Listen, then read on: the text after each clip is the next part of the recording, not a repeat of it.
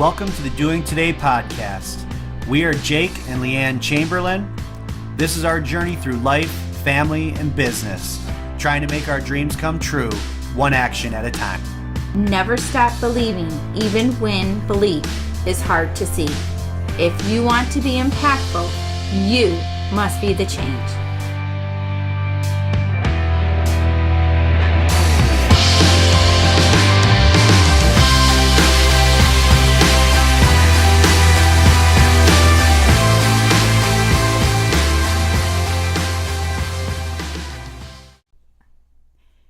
Hey guys, it's Leanne here, wife, mother of three, business owner, entrepreneur, And everything else. overstressed woman. Well, this is the Doing Today podcast, and we're glad that you gave us a few minutes of your ears, and we hope that we can bring you some value. We hope that this journey that we're on is similar to yours, and we want to share what we're doing, and hopefully we can do this all together.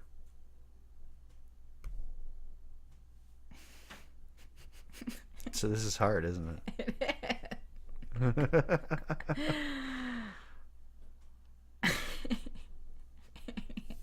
Alright, so we're really going now? Alright. Well, we can. Alright, so how did we come about? Who are we, first of all, I guess is where we should start on. Who are we? I'm Leanne. I'm a mom to 3 kids, married to Jake. We have 3 kids together, 5, 7, and 9. We were very busy when we were first married. We had 3 children in 3 years. It was complete insanity, but we're out of the diaper phase forever, and that was so worth it. Yeah, absolutely. That was a rule. Right.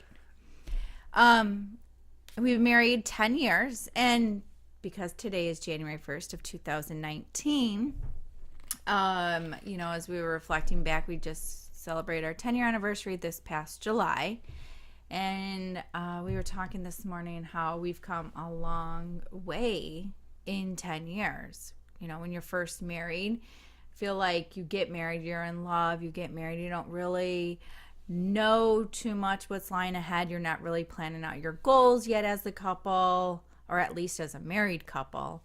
But you guys know what you want together in life. And I think we did. We knew we wanted children. We knew that we were, going to be devout to our religion. We knew that, you wanted to work in your family business, and I wanted, at the time I wanted to go into event planning, but there was still a piece of me that still wanted to be a teacher. But that was about it. Well, that's the funny thing about it is that I don't think we thought we had it all figured out, or we knew what we wanted to do. I don't think it was ever even a thought for us. We were just in the moment. We were, we knew we wanted to get married. We knew we wanted to have kids, and what do we do next? I mean, we didn't. There was no planning involved, really. We were just, everything was as it was, and we took each day. We just lived each day, figuring out how to get through each day. There wasn't some big game plan. Well, and it's also because we had no money. We were broke. We were young. We were starting our careers, or what we thought was going to be our careers. We didn't. We lived paycheck to paycheck. Well, let's talk about that. Let's give a little background on where we've come from in the last 10 years of our marriage. We got married right when the economy started to collapse. We got married in July of 2008, and at that moment, the economy was still going pretty well. Our family business which the family business that I work in with my dad is a septic tank maintenance and portable toilet rental company. And we were just starting to expand. We had gotten a couple trucks on the road. Our business had always been a struggle, and it was kind of just like we were talking about in our marriage starting out. That's kind of how our business was run, was just struggling to just get through the day, get through each day, get through each month, get through each year, and somehow get all the bills paid and have enough money left over for food on the table at the end of the day. And so it was starting to roll in 2008. We were actually doing very well. And we got married, and over that next, I don't know, year, 18 months or so, things got difficult. In those years, I would basically get laid myself off. Me and my dad would both get laid off from the business to try and make it through the winter, because our business was slow down in the wintertime. And so I think it was 2009, I never got off of unemployment. Right. And we also found out we were expecting our first kid. Right. Which was nerve-wracking in the sense that we were not financially secure to have a baby, but whoever is financially secure. But when we say financially secure, we had $0 every 2 weeks in our bank account till we got paid again. We had just enough. We had enough, but that was it. And it got really scary when I got to the point where unemployment was running out and business was not getting any better. It was getting worse. And I actually had to make a choice to leave the family business for a while, because I just had to make the choice to go get a paycheck and just be able to get by. And that was, looking back, I don't even know. I don't even know what the feeling was. It was a little bit nauseating.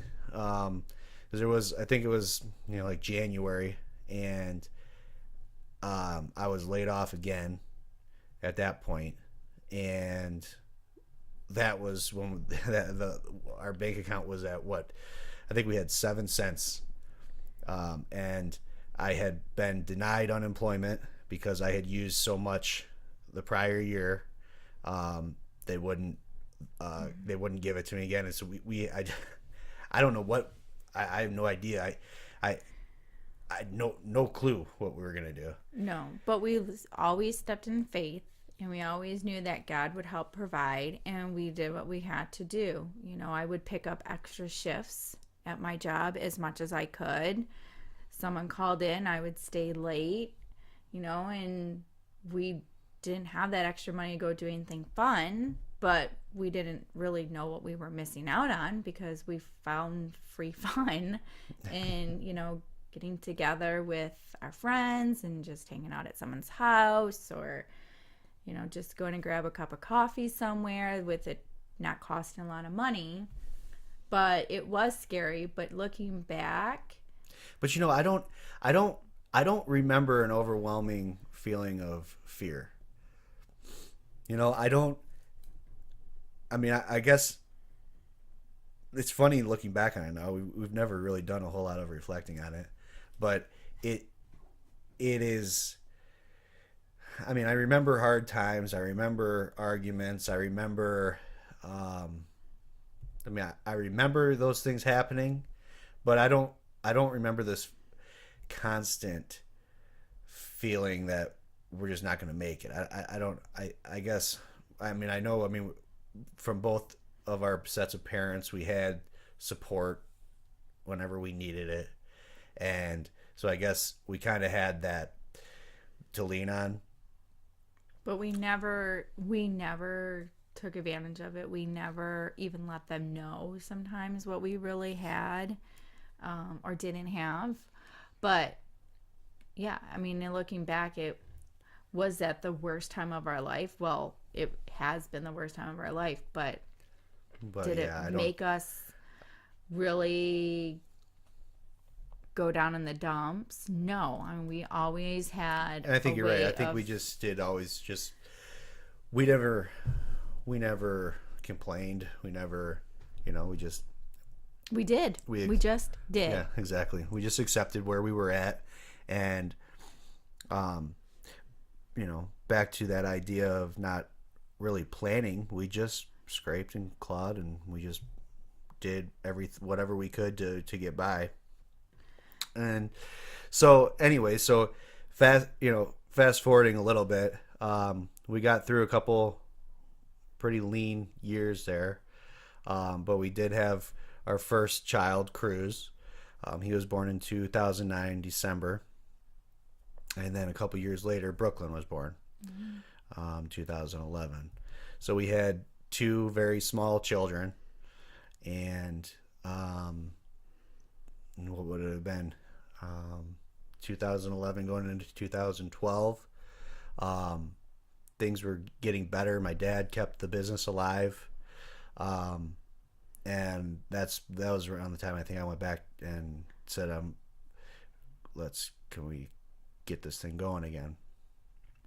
And so I think that was around March. I think we really got fired back up, February, March, somewhere like that, and things really took off. And Well, and I think because you took some things that you learned from people at the other company, because the whole point is when you work somewhere, you should always learn things for your growth, both personally and professionally, and things also about what it is that you look for in your next job or that you would want to change. yeah, and there's no doubt that we've always done that. Right. And I think that's my big motto when I've always had a job is look at the positive that that job has given me, and also look at things that they were very weak in and figure out how can I help the next company that I work for either foster into expansion or look for things that just I'm not going to settle on, because that takes away from the productivity of what I want to do each and every day. And then getting back into teaching, I had So I guess some go really back good and years. you started working in daycares and preschools at 18, 19 years old, right? Yeah, right when I graduated from high school, I got my first job because I loved kids. I've always loved little kids. And I just feel like they're just, I can make a connection with them, and I just love standing back and watching them figure out life. And it's cool when you actually see them make that connection on their own without you telling them what to do. And so that's where my journey started, was in childcare, but I knew I didn't want just traditional daycares. It was just chaos. And I never was in a daycare myself, so that was truly my first experience at being 18 years old, and now I'm supposed to be working with toddlers. Then I got into Montessori, which I had already been a Montessori student, so I knew a little bit about the philosophy and how I remembered certain things, the way I learned things. And then I knew that's where I wanted my passion, and I did that for a long time, as well as coach figure skating. But then I got burnt out working with kids as we were getting married, and I was like, gosh, if we have kids of our own, how in the heck am I going to be working with other kids all day, go home to my own, and feel like I've been a fulfilled mom? So then that's when I left, when we got married, and went and worked for hotels. And that was good for a while. That taught me a lot about business, and just working around business-orientated people and how corporations just run. They're very top-heavy, and, you're low man on the totem pole. One mess up from you, and that's it. But I learned a lot from that, and I learned, I think for me it was good just to make connections with adults, because I've always made connections with kids. So that's where I had to develop that area of myself and how to communicate well with adults, how to help figure them out. I think that's a psychology and sociology background in me. But yeah, so I was anxious to get back into teaching. And I remember after we had crews and working in hotels, you're working weekends, you're working holidays. We never had set schedules. It was so hard to get him in a routine because my schedule changed week to week. It was hard to plan something to do as a family because we never knew when my next day off would be. Well, yeah, and you were burning out on, you worked every weekend. Right. And so because we had to save money in childcare. Well, yeah. And Yeah. it was killing you Right. because you weren't here. Right. You were becoming, I think, resentful because we were here on a Sunday afternoon enjoying the lake or just hanging out in the yard or whatever. Right. And you're working. Yeah. Yeah. And so that's why I wanted to get back into teaching. But we all know in private care, it's very expensive, but the pay isn't always the best. And I took a pay cut going from working in hotels to working at a private Montessori school. But it was, I'm doing it and I'm going to find a way to get back up there and pay. And, then that's when I went for trainings to get my certifications to become lead teachers, kept investing in my classroom and my staff, and, my administrator seeing things in me to say, hey, I want you to do this next and I want this next. And so I think that's where my journey came back to finding what I love to do and making it, okay, I want to do this. How can I be successful in it? No. Am I making what, a public school teacher can make? No. But you know what? At the end of the day, I feel satisfied. I am coming home and I'm satisfied with the work that I've done with kids. Yeah, and you were allowed to grow in that school, which was incredible for you. The opportunities that you got there were awesome. Yeah. You went from program to program, got more training, more credentials, and you were growing a lot over the 2 or 3 years that you started there. Right. Well, and that's the thing for me as an individual. It's always been important for me to figure out how to grow, and I think that stems back from my mom and her early teachings to me as a child is do things that build character. And character will get you far in life because you need character. You're never going to be working with people you always like. You're never going to have the perfect client. You're never going to have the perfect situation each and every day, but how are you going to get through that and come out on the other side maybe stronger, learn something from it? So I think that's something that has really helped me over, time. But yeah, so then that's when I was teaching for a long time and I loved it. But then, of course, companies change. Culture changes, people change, and if there's not strong leadership, it can spiral out of control really quickly.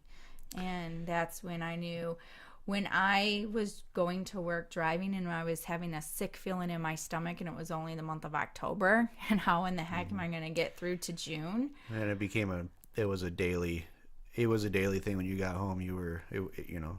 Yeah, it was miserable. Yeah. I hated it. I hated my job, but yet I loved my job. I loved doing what I did, but it was the people around me that I just couldn't do it anymore. And so then that's when I realized I needed to do something about it. Well, so that led to this last big transition in our life. Right. So you're not happy in your job, trying to figure out what to do there. Things were starting to go well with D&J, which is our family septic business. But I was working crazy hours, 12 to 15 hours every single day. And so there were a lot of, I guess there was a lot of growth that I was going through in that time too. Business was going better. I had learned a lot in marketing and advertising. Our website was completely revamped and was just bringing in work on its own.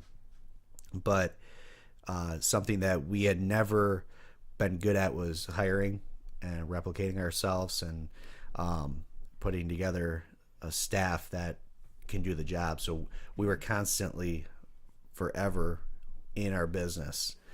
We were we just did I haven't quite pinpointed it why, but we just never we just never had an understanding of even investigating how can we do this, how can we do this better. And again, because we were just constantly trying to get through each day, make the bills, and who's really going in your line of work, well, that made that you're really narrowing down a population of, oh, hey, I want to grow up and become a septic worker and go clean people's poop for a living. No one's really saying that. No, and not many people have any experience, and like you said, it's not something that anyone's going to seek out. Right. I didn't even know what the hell a septic tank was. Who was it? Connor told you what? No, I don't even know who it was, and was like, you're dating a guy who does that? And I'm like, what is it? And I mean, I didn't know. I always lived in a city. Flush the toilet, it goes away. Not anymore. But yeah, so yeah, anyways, so things are going well, but I'm working too many hours. Things are not going well for you. And somewhere along the line, how does the story go with coming across? Well, because I was finishing up my degree in school administration, my master's, and I knew eventually I wanted to get into the administration side of schools, and I knew I wanted to stay in Montessori's. I knew that was the best fit for me. I loved it, but I needed to figure out how to do that, and I knew I wasn't going to get an administration at the current school I was at. It wasn't something I wanted to take on with everything that was going down, and I just knew I needed to get out and start fresh somewhere else. Right. So doesn't this really start with when you went to tour Brighton Montessori for our kids? Yeah, as incognito, as just a mom, not as anything else, looking for a different alternative for our kids. The woman had pointed out to me that her school was for sale, and she knew I was a teacher, and she thought maybe I would buy it. And I was like, hell no. I just had my third kid. I'm not interested in any of this right now. And that was like 2 years prior to when I actually even purchased the school. Right. So yeah. So when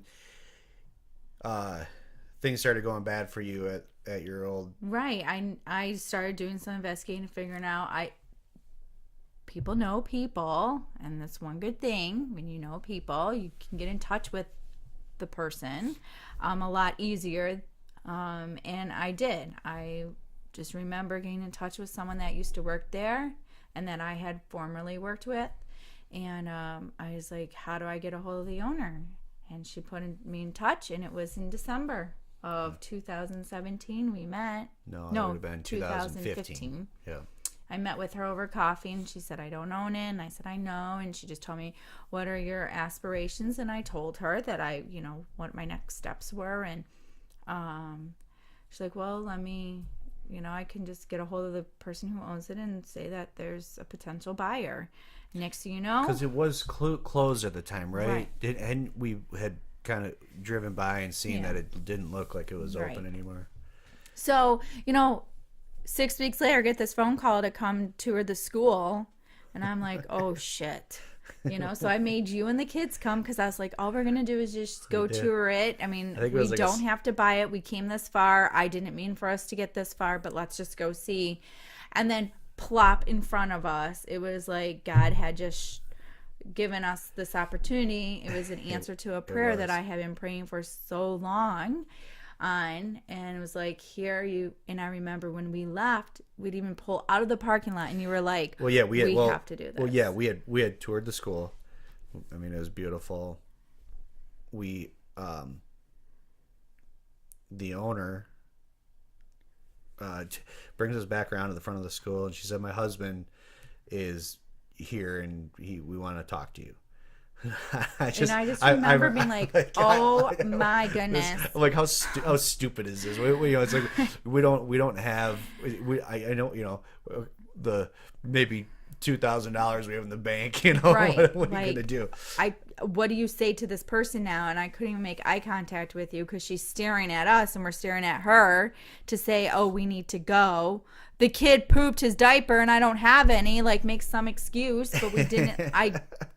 No, I was not prepared for it. And was like, but at that time, sometimes you just have to think right there on the spot. And, if we had an opportunity to pull out, we would have, and we wouldn't be where we are today. You know? Sometimes nature just has to push you Right. over the edge. But yeah, so they sat us down and kind of made an offer that, made it easy to say yes, but we said, okay, well, we'll go think about it. And we decided we got to do it. We're going to find a way to do it. Right. We have to find a way to do it. Well, we figure with your business background and already running, your dad's business, and you really knew how to do a lot of that, and then my education and all that, we could gel it all together and it would just be open. Yeah, well, it was going to be really easy. Right. But it wasn't. Well, anyway, that process took about, I guess it actually went pretty fast, didn't it? It was the end of April of 2016 when we closed on the building. Right. And the plan was to open for that fall in September. Mm-hmm.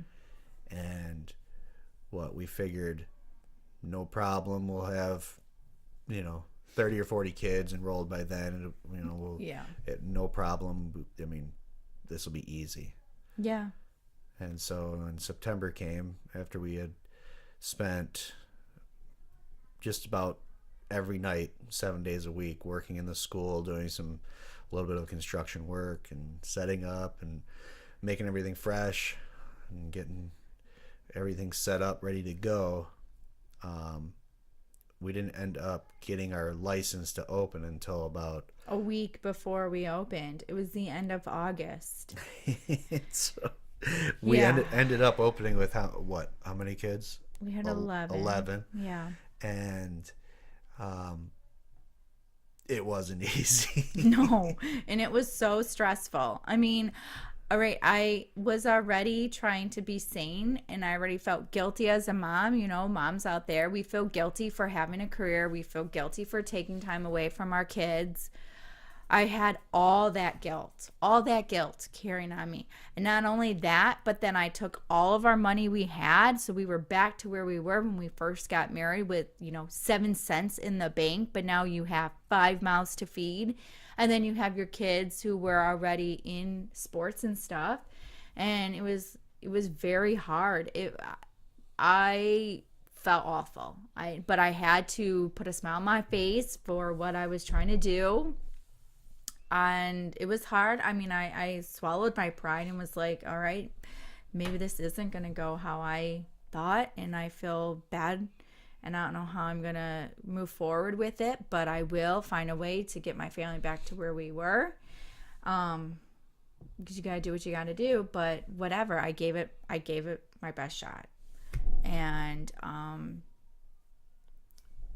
but, it's worked out. Well, we kept pushing, and it is, looking back on that first year, is hard to believe the things that fell into place to keep us afloat. Right.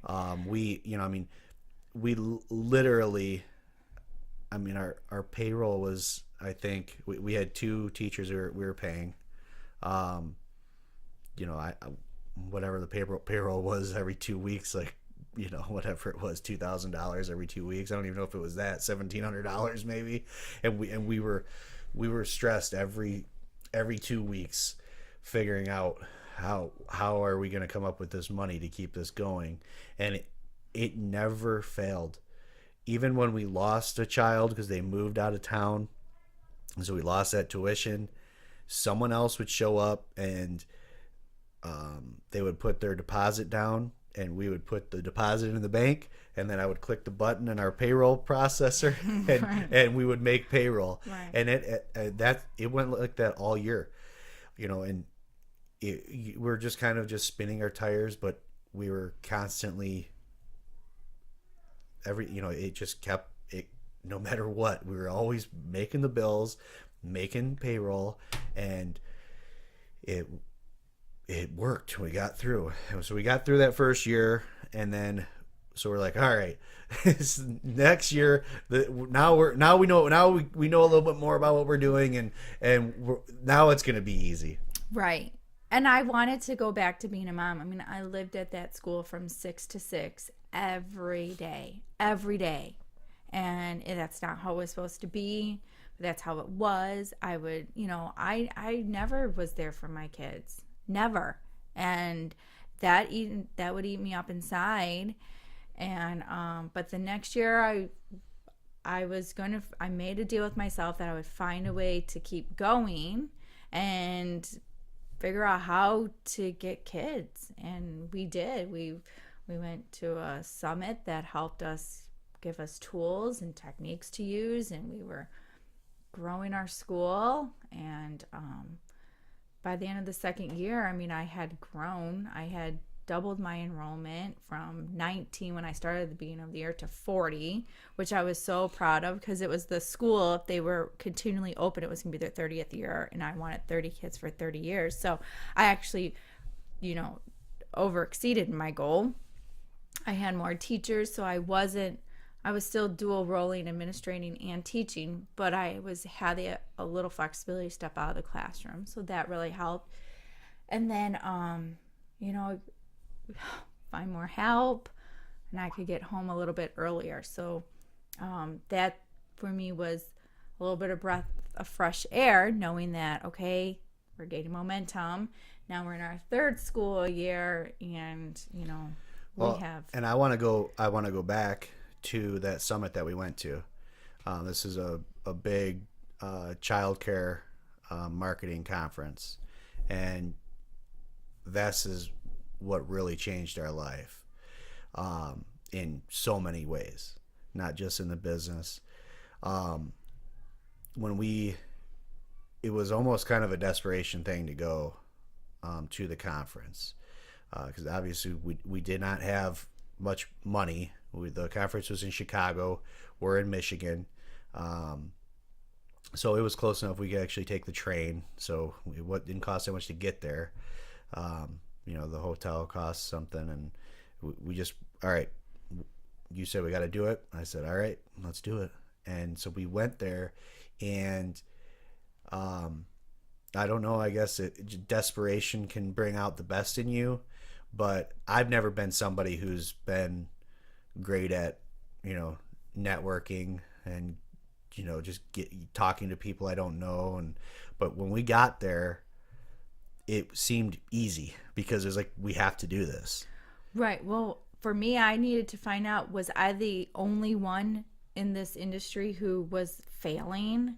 Was I the only one? I felt like it. I felt horrible. I didn't know what to do. I was at my lowest of low in life, of what I thought was going to be so helpful to our family and give us more financial freedom and just really allow me to build this culture, this school that I had envisioned. And so I needed to find out, is my dream over? Like, pack it up, Sally, go home, and yeah, you're back in a classroom teaching, and you get to go home at the end of the day and not worry about it. Is that dead? No. Oh. But so I think for me, that's how I stepped out of my comfort zone, is because it was like, I needed to find out. And then I needed to find out while we were there that, this woman standing on stage telling us to do these things, does it really work? I mean, I'm not going to invest in shit if it doesn't work. I'm already trying to invest in things that aren't working, or are working, but slowly. So that's where, for me, I was like, no, I need to figure this out. Yeah, and so we did find out that you weren't the only one that felt that way. Right. We met, how did this meeting with Carrie go? I was walking into the bar and she must have seen just my pure panic on my face. I mean, I must have looked Oh, because this is right. like, This was the point where we were trying to make the decision of joining this mastermind group, right? right. And it's a big financial commitment, and that was our problem going there. Right. We didn't go there to spend more money. But so yeah, so you're freaked out, she's freaked out, and I think they just came up and started talking, right? Yeah, she came up and was like, "So what do you think about all this?" And I'm like, "I don't know. I think I need it, but I know I can't afford it." And she's like, "Same with me." And I was like, "I have to go have a beer. You want to join?" But it's one of those things where, whether you've owned a business or not, you go to work, and I think we've all felt there at some point or another, our job is on the line, whether it's the businesses are downsizing and you don't know if you're getting cut. There's rumors that, people's jobs are getting eliminated, or, management is revamping and changing jobs, and your job is getting eliminated because they don't need you. But I think everyone has felt that way at some point in their life, that, oh my gosh, I'm going to be losing what I know. Backed into a corner, and I like going back and thinking through these things again, because it just makes me realize that we were backed into a corner, and we kind of out of desperation, we were forced to have courage. We were forced to take that leap, and we did. And I think just going through that time of desperation it made us grow so much, to where we're so much more willing to take those risks now. We're so much more willing to take a leap of faith and believe in ourselves. And that's all right, it is gonna die. But we're so much more willing to do that. Yeah. But we were forced into that. I don't know if we would ever be doing the things that we're doing right now if we didn't have to go through those times of desperation. No, I know I wouldn't, because I'm a planner, and I want everything to go perfect and according to the plan that I have envisioned. And if things aren't laid out perfectly, then I've already felt like I failed. So I don't like to fly on the seat of my pants. But I was been forced the last couple of years to do so, and I think it has made me not worry about things as much. And I think that's kind of good. And start putting in perspective, like, it's going to be fine. It will work out, because it's already going to work out in whatever way it's already intended to work out. And whether I had it all planned out or not, you got to deal with it the way it is. Yeah. So anyways, that kind of brings us back to what we're doing here, talking into microphones. When we were at that conference in Chicago, we were introduced to a talk that was about a book called The Slight Edge. It was written by Jeff Olson. And the talk we heard had a huge impact on me. Right there, sitting in that hall, listening to it, it was a spark that lit a fire inside of me. The real quick rundown on what the Slight Edge is basically using small daily actions repeated over time consistently. I think it's died. Yeah, it is. Oh. So we're still recording audio. Okay, that's going through this. Oh, sorry. I didn't. Yeah, that's just the video. So Um, I don't know what to do about that other than just complete the podcast, and we'll only have part of it on video for this one. I can't believe it was over 50%. So, Anyway, sorry. I don't know. But anyway, the slight edge is the use of daily actions, which they call daily disciplines, which is basically positive habits that when you consistently perform these actions over and over, the compounding effect will create massive success. And in the same way, if you are if you have bad habits, those will also compound in a negative way. And so, whatever it was, the way Brian, the speaker, portrayed it, or I don't know what it was, but I immediately went and bought that book, and we got home, and I just started reading it, and it changed my life. It changed the way that I parent. It changed the way, the relationship that we have, the way I am in business, the way, in our finances, in everything. And I started, that kind of started a snowball effect for me in the area of mindset and personal growth. Part of what I started doing as my daily disciplines was listening to podcasts, and it just created this overwhelming creativity in. I would be listening to a podcast, and I would come up with an idea, and I would write it down, and I started taking all these notes, and I keep them in a notepad on my phone.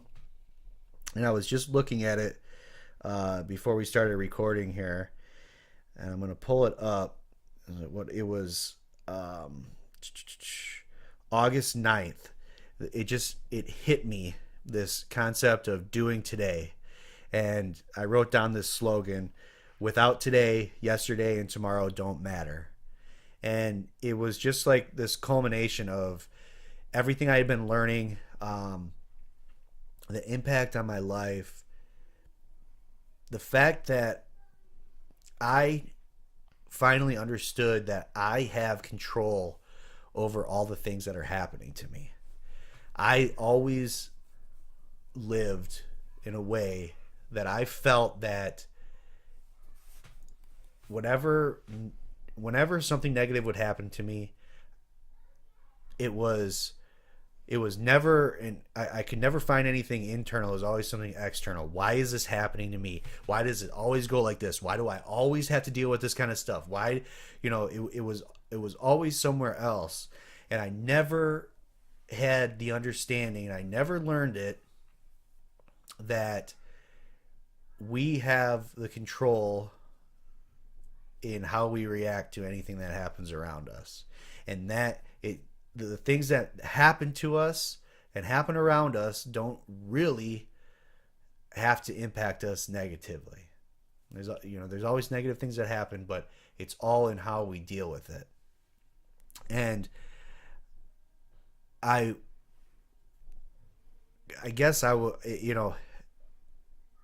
wish that it didn't take me 34 years to find out about this. It's so little, and it seems so minor, but it's absolutely completely changed my life and completely changed my perspective on everything. And so I wanted to find a way to let other people know that this exists, because I know that I'm not the only one that's gone through my life or gone through their life, just not having an understanding that of anything as far as mindset goes. No, and it's like when we went, I didn't know what to think. I thought I was failing before I even really began. And I was only a year into this journey. But I thought, God, everyone else that I know makes it look so easy. I didn't really know their journey. And it's easy to put the blame that you're the one who's not creating the success that you felt, or you're the one who's not creating this. But it's because, you know, that family, they couldn't afford it. Well, that's not my problem. Or, whatever. I just knew that I was desperate, and I knew that it must be the area I'm in. And how can I change that? I can't just uproot the school and move it. But, I thought we were in an area that was middle to upper class, that people could afford it. And Right. It was a perspective thing. We had no idea. It it's so stupid, really, that we didn't have an understanding that we need to do research. We need to, we just, you were in a different community before in your previous school. And that's really where you learned how to, how you would implement things. You were, that's what you had to go on. And so we didn't have an understanding that you can't just copy and paste from here to there. And it's just silly looking back on it now, but when we were in it, we were just pounding our head against the wall trying to move it, and it was never going to happen until we started changing that mindset that it's not them, it's us. Right. Right. And that there are different ways to do things, and you can get the same results, or you have to change your results temporarily for the situation that you're in, knowing that eventually you want to move on to something a little bit bigger, if that makes sense. I didn't, of course, I wanted all full capacity. Full capacity means I have a really good program. But also 30 kids in your school, those parents are talking about the really good program. Right. And that will pick up your momentum from there. And so it was just changing my mindset and altering what I do each and every day, making those connections with people that also building with what's within your school, with your staff. And if you have them happy and doing their best, then the parents who are walking in are like, wow, these people look like they want to be here. These people really look like they genuinely care for their kids. These people look like they really know what they're doing. Then that too helps with the overall positivity of your success. Well, and it was also the whole idea of patience that we had no idea how difficult and how long the process was going to be in opening the school. Like we said, it was going to be easy. And everybody said it too. Remember? Yeah. You're gonna have no problem filling this school. This is gonna, no problem. But we allowed ourselves to have an expectation that this is going to happen real fast, and that's another shift in our mindset that is still hard to do sometimes, but it's going to take time.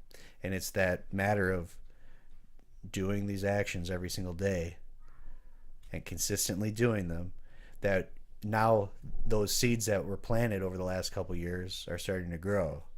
And all that time that we spent that we felt wasted, that felt like, what's the point, where we're not getting any results out of all the things that we're doing, are now that ball is rolling, and now we just got to keep pushing it and keep doing those things over and over every day that are keep planting those seeds, because they're going to come again in 2 years.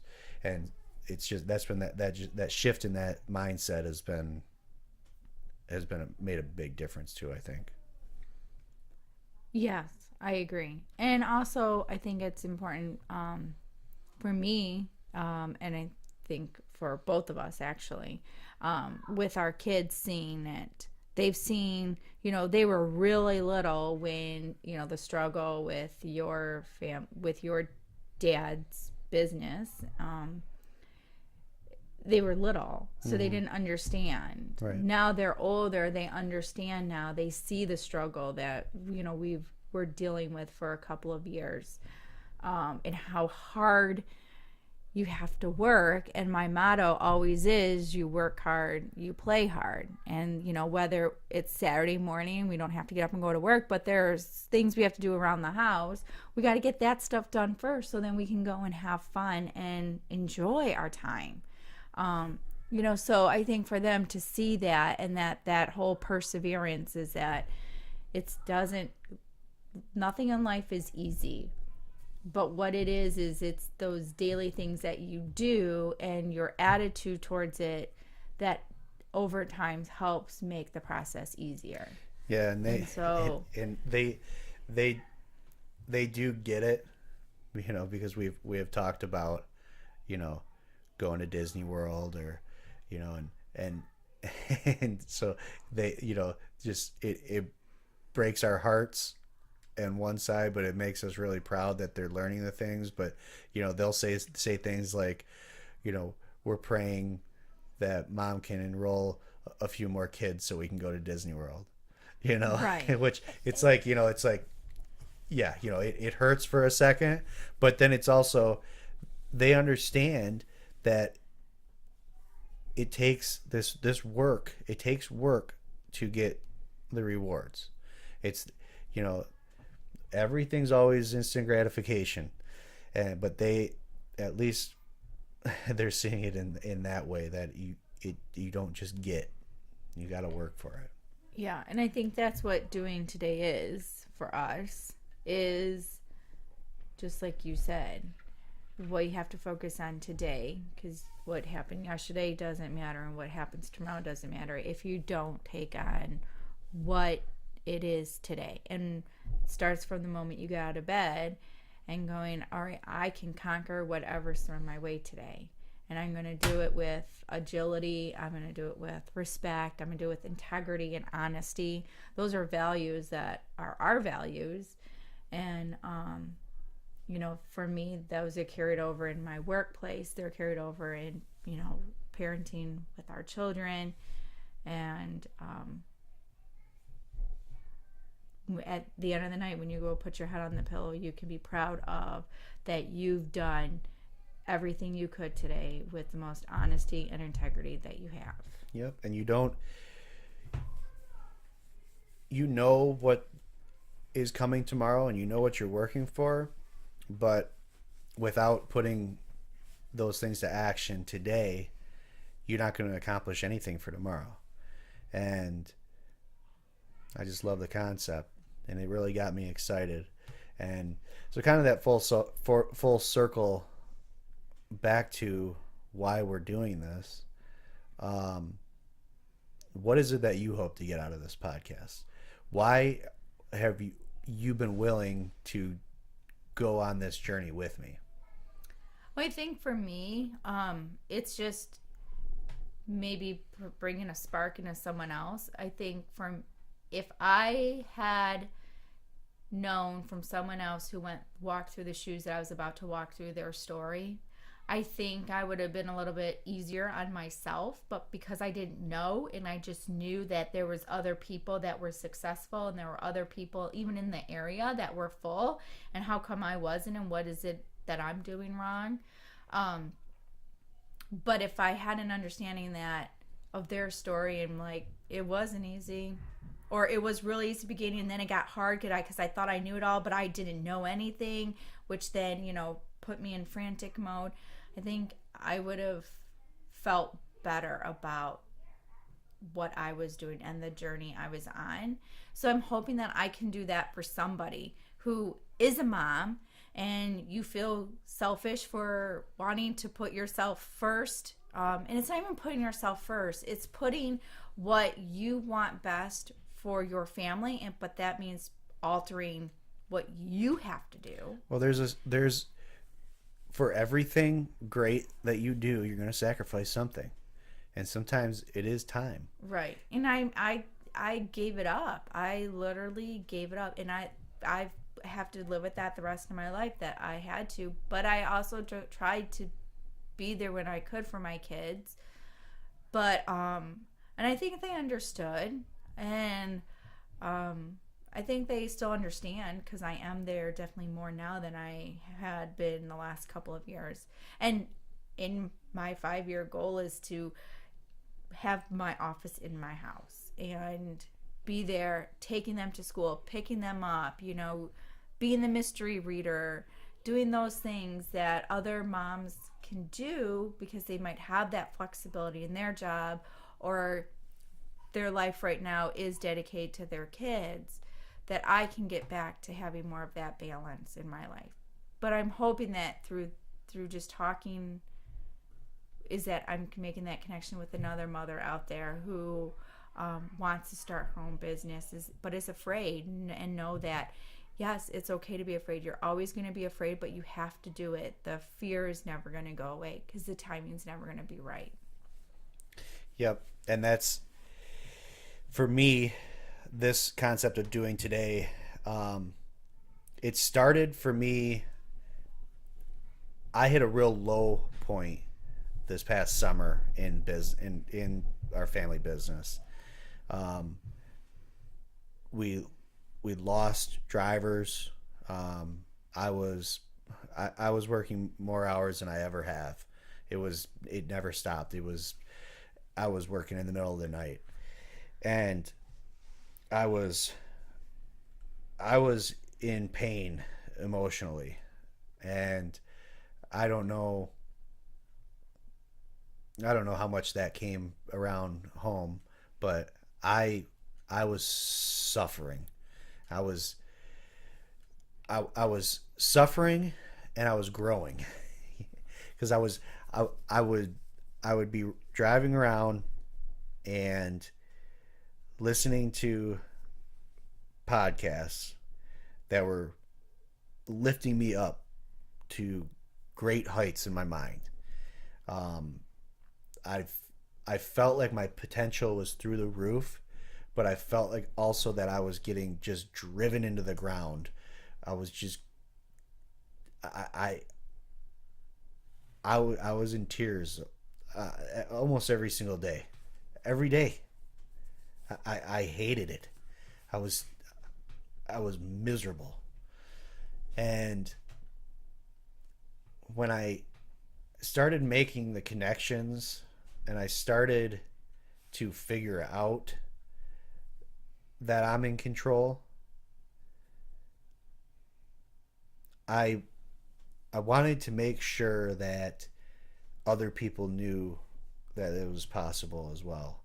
And my first thought was, I know there are other people all over the country, all over the world, that are working in their small business and they're struggling every single day, and they are scraping by, and they're doing everything, and they're miserable.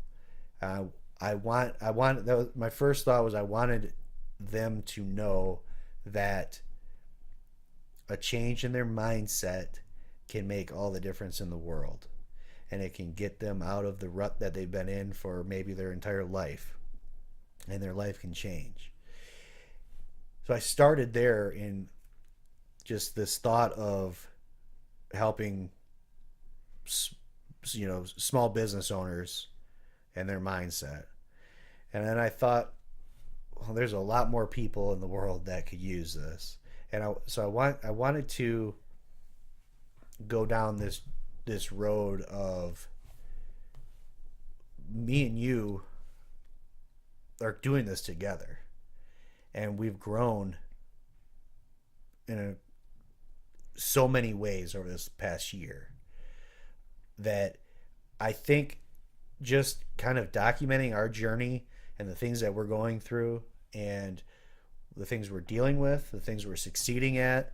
Um, I I hope that just showing other people what we're doing to try and do today will inspire them, just like you said, to jump into something, to make their marriage better, to be a better parent to their child, to be a better child to their parent, to just be better.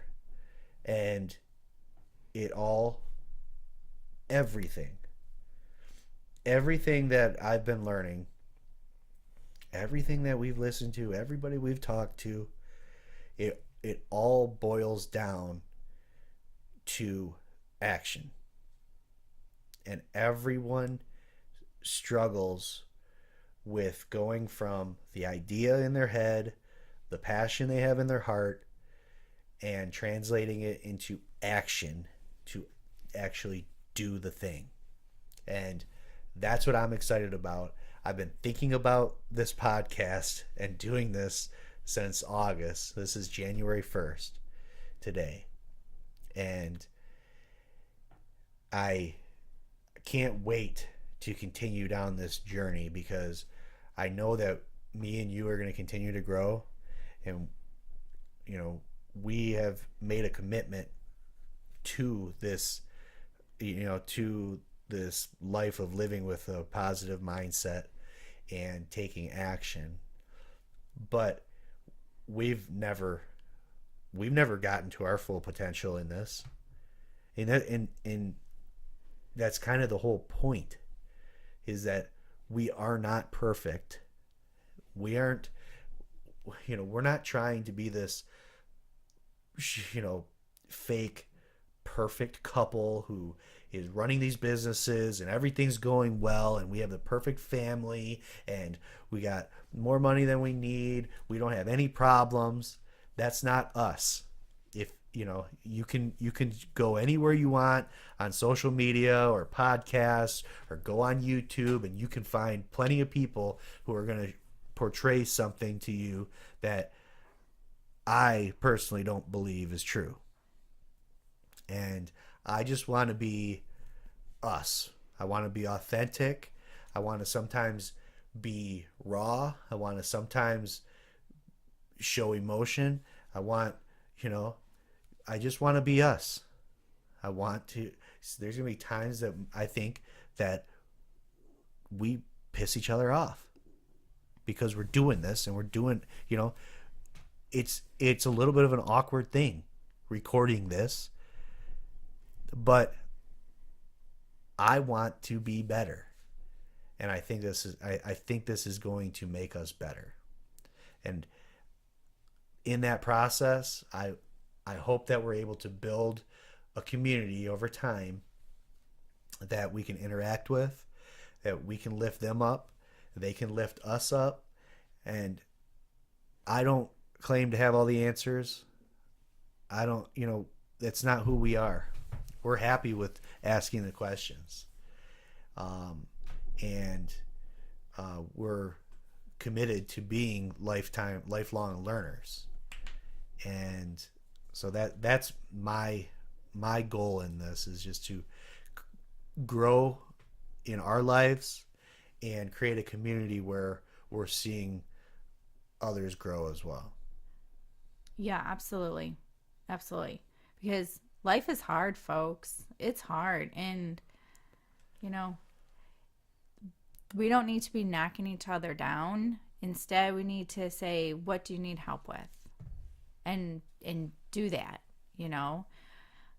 That's what I do with my teachers every day. You have a kid that's more of a challenge. What do you need help with? What are you observing that you feel you need support in? Let's try to get that. Is it just a matter of changing one thing in your classroom? Is it a matter of having a speaker come in because more teachers are having issues? And let's get educated on how we can help this child. But that's the thing, is that we should be there to support each other, And I think we most importantly have to be there to support our kids more so than I remember my parents who were very supportive needed to support me. I look back now and I'm like, oh my goodness, I didn't think how we were going to have to parent was going to be completely different than how our parents had to parent. But there are things that our parents didn't have to worry about with us now, with didn't need to worry about with us that we now have to worry about. But it's But finding other parents that are like-minded. well, and that's exactly it. And I don't think it's that. I don't think it's that different. Yes, there are different things going on, and yes, there are, the way that people communicate are different. The way, the instantaneous, retrieval of information is completely different. But guiding our kids along, I don't think is that much different, because it really boils down to giving them good morals, giving them tools to make positive choices, teaching them that it matters who who they hang out with. It matters, the people that you hang out with are exactly who you're going to become. It's no different. It's no different. I could have, when we were kids, we could find stupid things to occupy our time that wasn't positive. There were plenty of opportunities to go down the wrong road, just like today. And it's just I don't think it's that much different. It's just creating a. I don't know. Where do you see it being? You think it's harder? I think it's harder for sure. I mean, I think our kids are doing things at an earlier age than what we were doing. And part of that is because it's more exposure there, with. Sure. I think, and yeah, I do. I think that a 9-year-old today is more like a 12 or 13-year-old 30 years ago.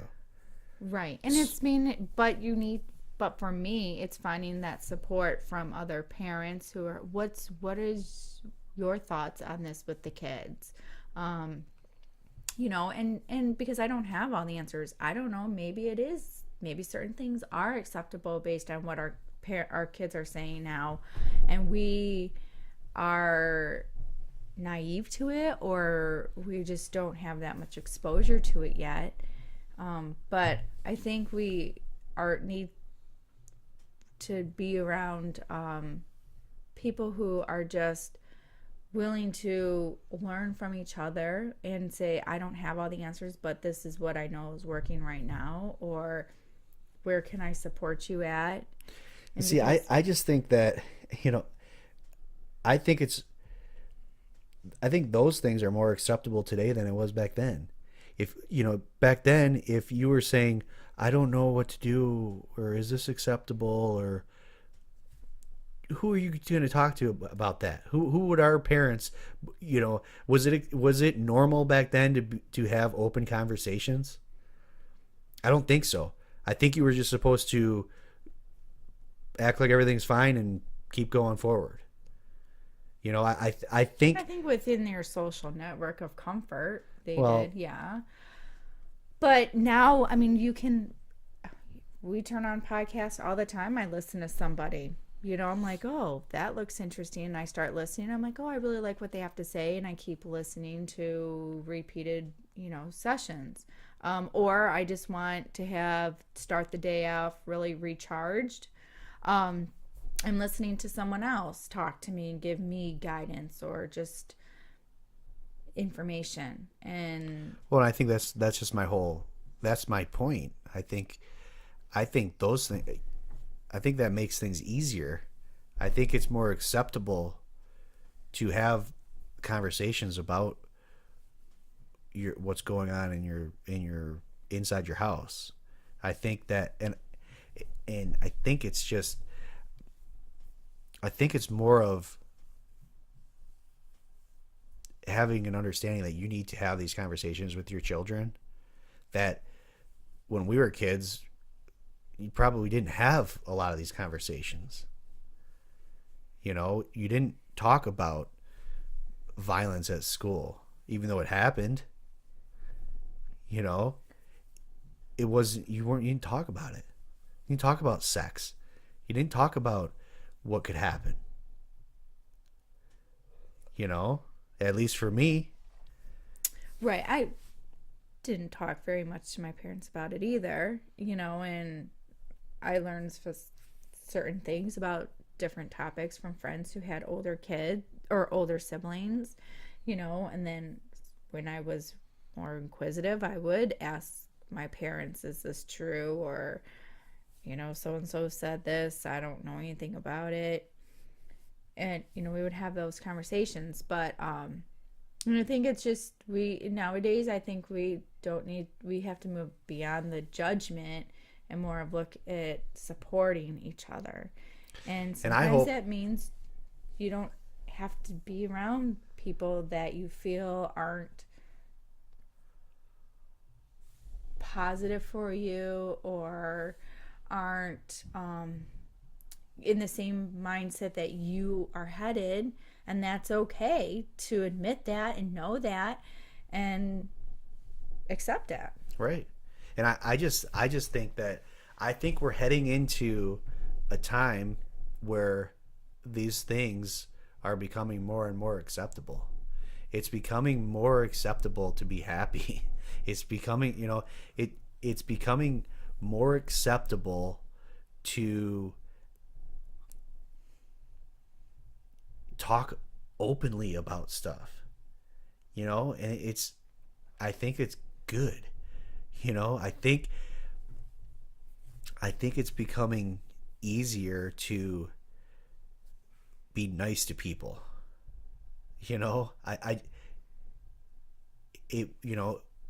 When I was in school, it wasn't cool to be nice.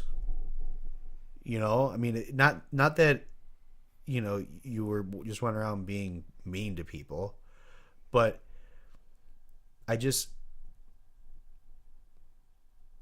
think we're getting to a point, and I think there's enough education and awareness, and there, I guess the information is more readily available as far as empathy goes and happiness and kindness. These are actually relatively new realms of research, since the 1980s. Before that, nobody cared what happened in your brain to make you happy. It was all the research was geared towards the bad stuff. And I think we're finally breaking through into being able to figure out just how to be happy and how to live together. Right, because I think people want to live more fulfilled lives today. Not like they didn't want to. I mean, our parents want to live fulfilled lives too, but I think the fulfillment looks different. Yeah, I think it's, and I think you see it over all age groups. It's not like this is a millennial thing where Right. you just want experiences, you want to just feel good, and I think, I think that perception is stupid anyways.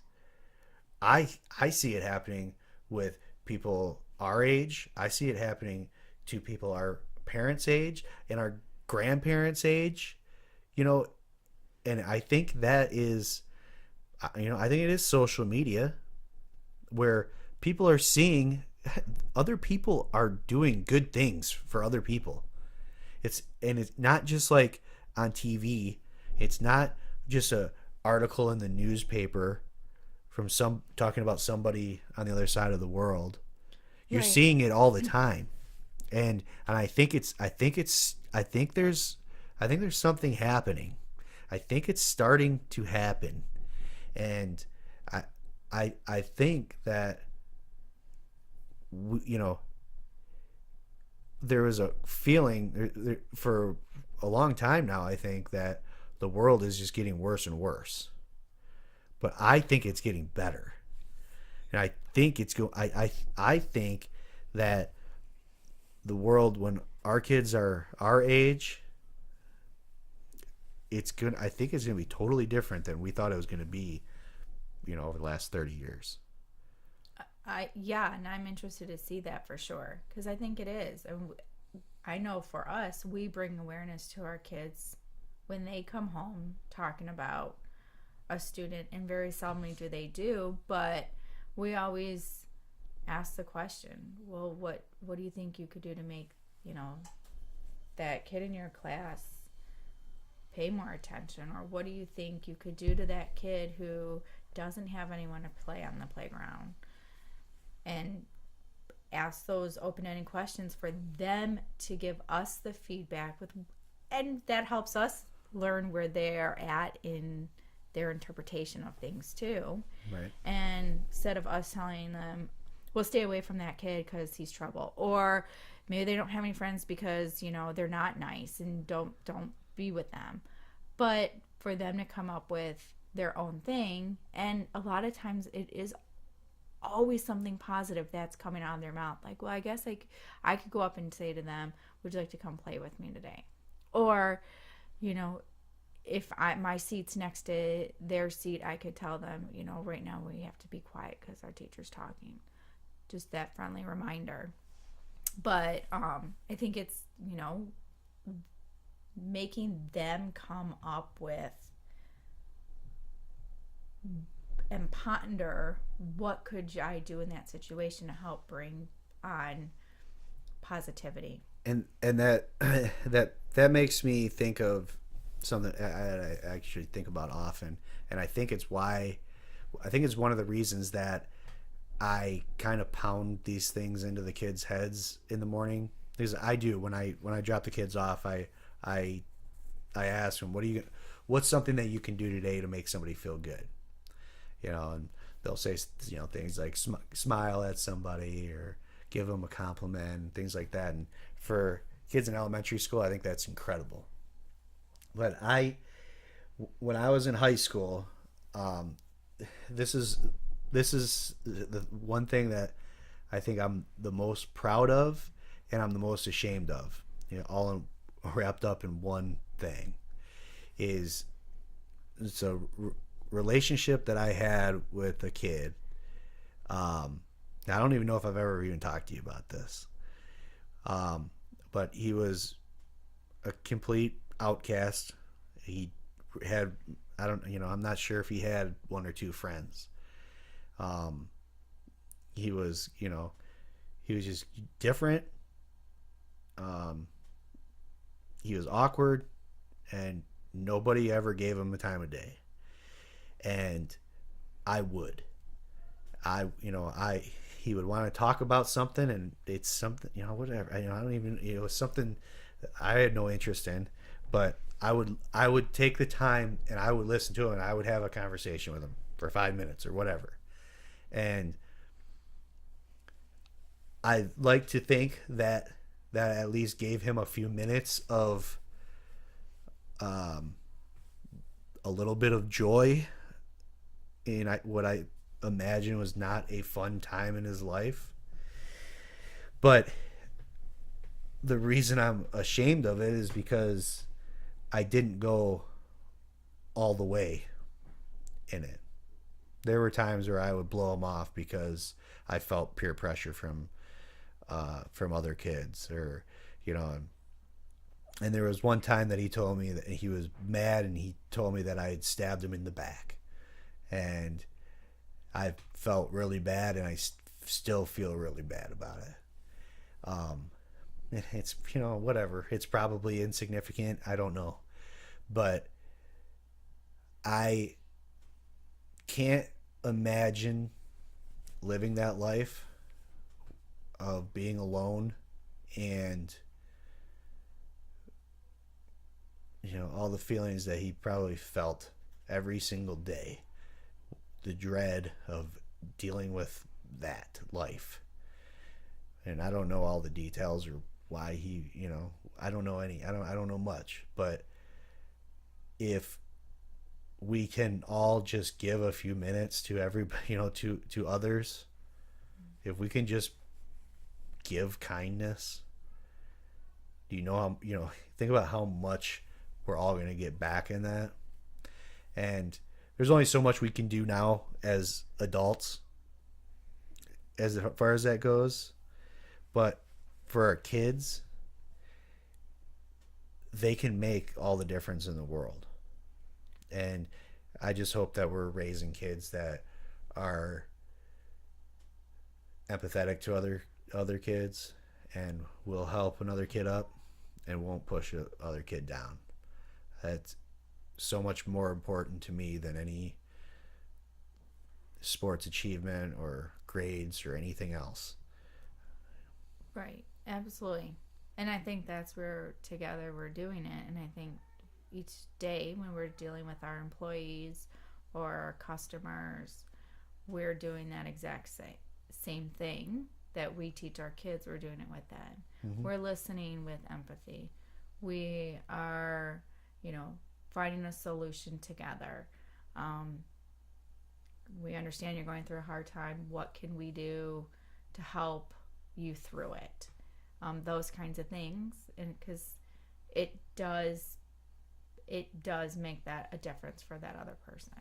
And, and while you're making a difference for someone else, you yourself are doing what you set out to do for that day. So. Right. Okay, so that's the end of episode 1 of the Doing Today podcast.